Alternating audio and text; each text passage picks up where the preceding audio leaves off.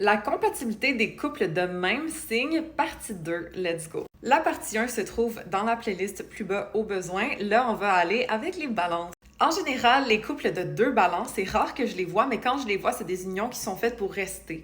Parce que c'est deux personnes qui vont être tournées vers le partenariat, faire des compromis pour l'autre pour que ça fonctionne. Faudra juste faire attention à vraiment dire ce dont on a besoin et se décider, parce que c'est sûr qu'ensemble, on pourra peut-être être un petit peu indécis ou du moins ne pas vouloir imposer trop notre point de vue sur l'autre.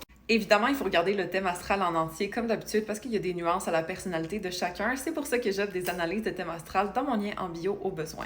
Ensuite, si on regarde le couple de deux scorpions, c'est sûr que ça va être une relation intense, passionnelle, fusionnelle dans la majorité des cas. Il n'y a pas nécessairement de zone grise dans ce couple-là. En général, on est intense, on sait si on veut être avec l'autre ou non. Il n'y a pas nécessairement de niaisage. Il faut juste faire attention à s'ouvrir, OK? Parce que les trust issues peuvent être mises de l'avant avec deux scorpions. La notion de laisser la liberté à l'autre d'être son individu à part entière et de ne pas vouloir comme fusionner trop fort avec lui, c'est à vérifier, mais ça peut être très compatible, deux scorpions ensemble. Ensuite, deux sagittaires ensemble, c'est littéralement du fun, OK? Ces gens-là, ils aiment ça, faire des nouvelles choses, découvrir, partir à l'aventure, ils sont pas pognés. En général, on rit ensemble, on est authentique, on se dit les vraies choses. Il faut juste faire attention à notre delivery. Parce que parfois, on peut être un petit peu plus brutal que la norme entre deux sagittaires. Donc, il faut faire attention à notre patience ensemble, ainsi qu'à notre honnêteté un petit peu trop brusque par moment.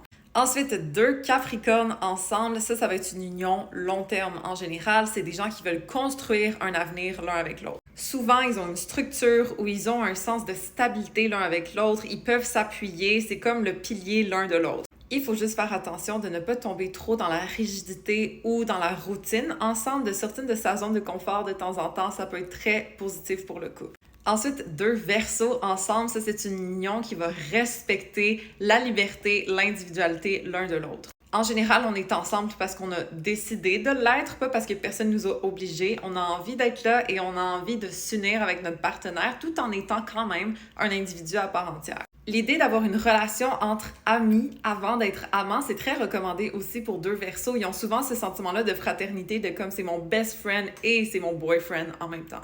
Faut juste faire attention de ne pas être trop détaché ou de vouloir trop sa liberté et de perdre la notion du couple, mais si ce n'est pas le cas, ben tant mieux, je pense que ça peut être une union à long terme. Ensuite, deux poissons ensemble, ici on a une fusion émotionnelle qui est très propice. On est souvent tourné dans les émotions de l'un et de l'autre, OK? On a ce côté empathique en général de ressentir notre partenaire, donc on peut vraiment se comprendre sans avoir besoin de parler en général.